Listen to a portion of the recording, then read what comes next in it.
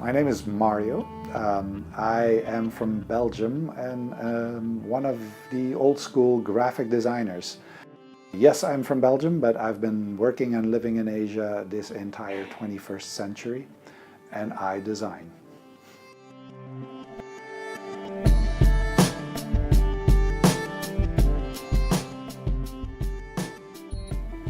At the risk of oversimplifying it, by just doing that, by improving, by learning, by being open to changes that you need to make as a designer or as a person or as a thinker or as a doer.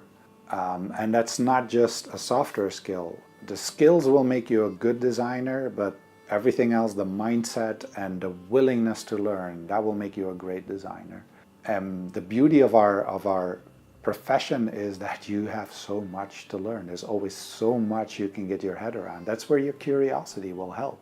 If I work with banking clients, I need to know quite a bit about what they do every day. How does their financial math, how does that work?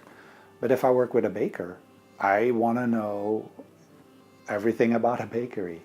And not just how the bread is made, how is it packaged, how is it sold, how do people carry the bag, how many people can fit into your store waiting for the bread to be put in a bag. I want to know all that. And again, here you're just learning and learning and learning. I've talked a little bit about those what we call transferable skills, something you've learned here that you didn't think you were ever going to need there, and suddenly it's of meaning. My personal experience has been, as a student, I earned extra money in the weekends selling clothes in a retail store. I was selling suits and shirts for men. And a lot of the time people were asking me, that's got nothing to do with what you're studying. That's not design. You're not making anything. You're just wasting time. Making money, but it doesn't help you as a designer. And then years later, you're on a job where you need to think about store design. And you're outthinking the professional store designers for the simple reason that you've worked in a shop, you've worked in a store. You know how people move in a store and how people work in a store and what they need to work better and what they want to serve their customers better. You've physically done that. So the input and the empathy, the understanding you have of that world suddenly made you a better designer. Again, that's what I said. That's the beauty of our role, is that there is never anything that will not lead you to think better as a designer or to work better as a designer. It's the total sum of all your experiences, regardless of what it is that you do.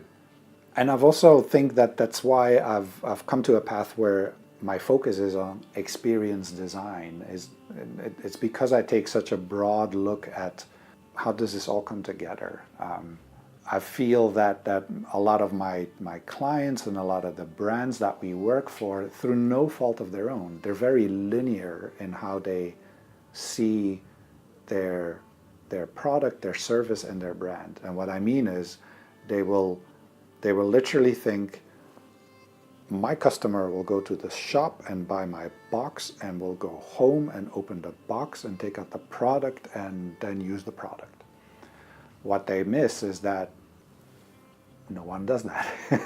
If you think about how you go around on a weekend, see something that suddenly catches your interest and you may want to buy it, but you change your mind, only to change your mind later again and go to a different shop to try and find the same thing you saw earlier, but you see something even more interesting.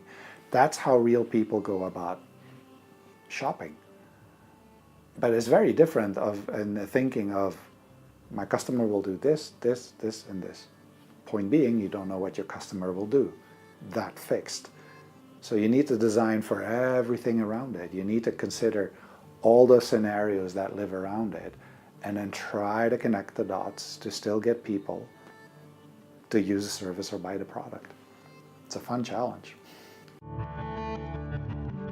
It's not the answer to the whole question. You need a basic set of skills. However, it's my personal opinion as well that skills alone it won't get you there. The time you need to learn a skill is usually longer than the time that skill is needed. Living proof of that, I studied 4 years to be a graphic designer. I did my job for half a year the way I learned it, and then all the tools changed and I couldn't do that job anymore. While I still acquired those tools and I still invested on learning them, I also understood that that alone is not the answer to being a designer. You need more than that. So the tools will get you in the door. The tools will get you started as a designer.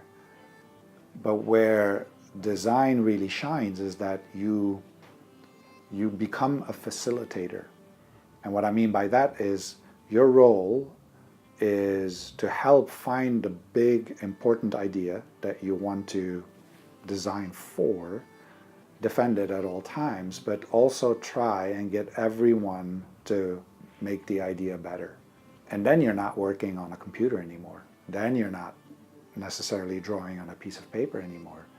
You're talking with other people. You're collaborating with other people.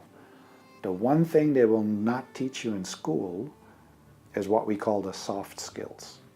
How to talk about ideas in a way that people can believe in them.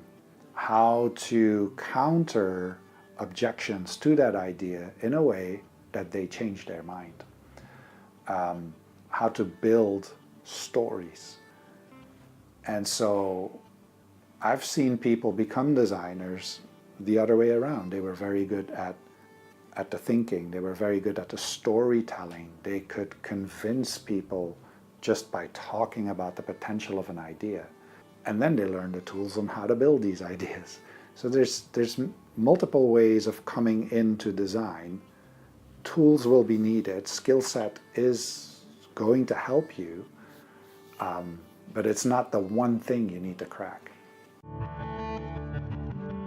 I would almost be inclined to say I don't feel it's my role to recommend others to be a designer.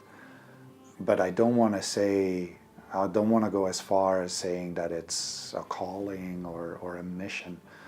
Design needs to be something you just are doing. And what I mean is you have to be looking at things like a designer. You see a product and you think about possibilities that you could do with that product or that service.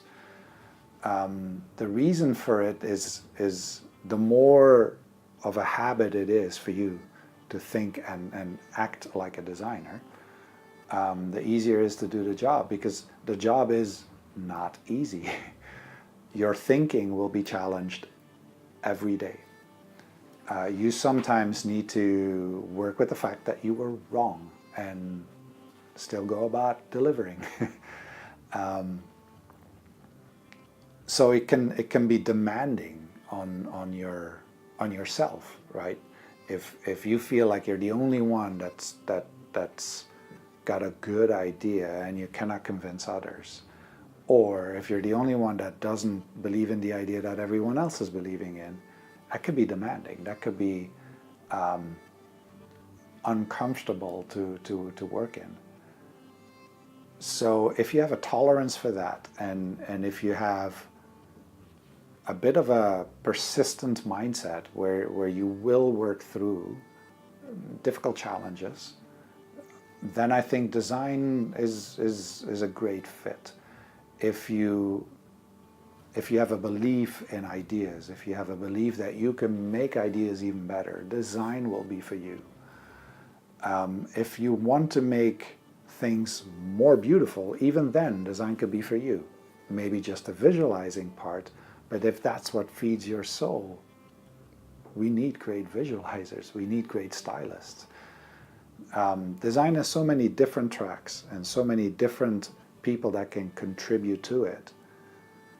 If today you have an interest in the world of design, there will be 1 or 2 or 3 of these tracks that will match your personality and match the talent that you have.